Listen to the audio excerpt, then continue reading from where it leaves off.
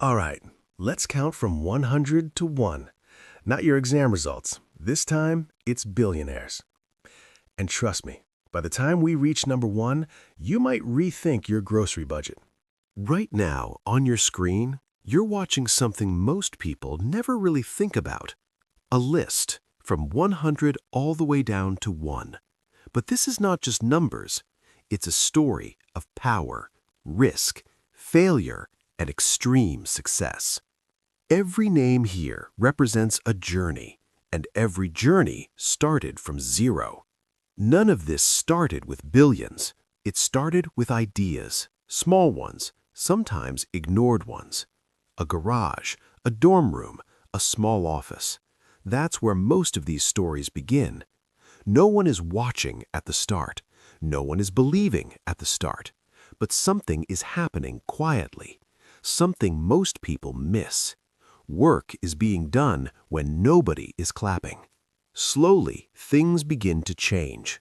A product is created, then improved, then scaled. Customers arrive one by one, then in thousands, then in millions.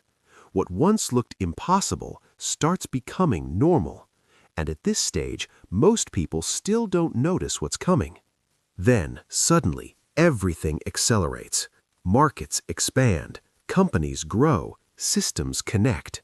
One idea starts affecting millions of lives, and money begins to follow scale, not slowly, but exponentially. This is the phase where small ideas become global forces. At this level, it's no longer just about business. It becomes infrastructure. It becomes technology people depend on every single day, from communication to shopping to transportation to entertainment. These names you see are not just individuals anymore. They are ecosystems. But here's what most people never understand. It was never just one lucky moment. It was repetition, failure, adjustment, and consistency. While others stopped, they continued. While others doubted, they built. And that difference is everything. But to truly understand this list, we need to look at someone who is no longer here. A man whose story started long before modern technology. John D. Rockefeller. Born in the 1800s, in a time when industries were still being built. No internet, no smartphones, no global markets like today. Just oil, factories, and opportunity hidden inside chaos. He didn't start rich. In fact, he started working as a simple assistant, but he had one obsession: efficiency. While others saw oil as a messy business, he saw a system that could be controlled. He entered the oil industry at the perfect time, when everything was unorganized, unstable, unpredictable.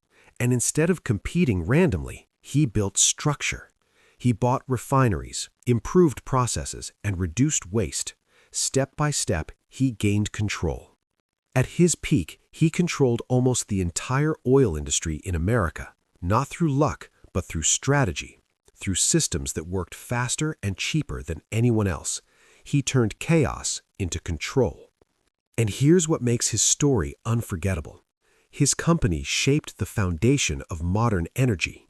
Even today, many industries still follow systems inspired from his methods.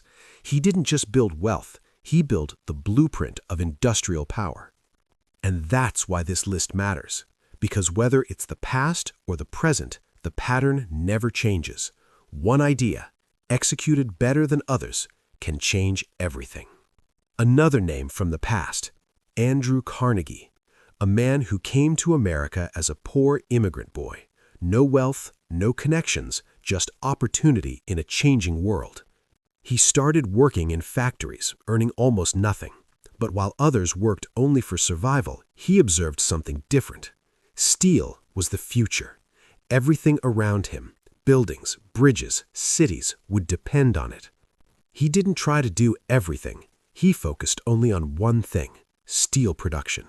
And he made it faster, cheaper, and more efficient than anyone else.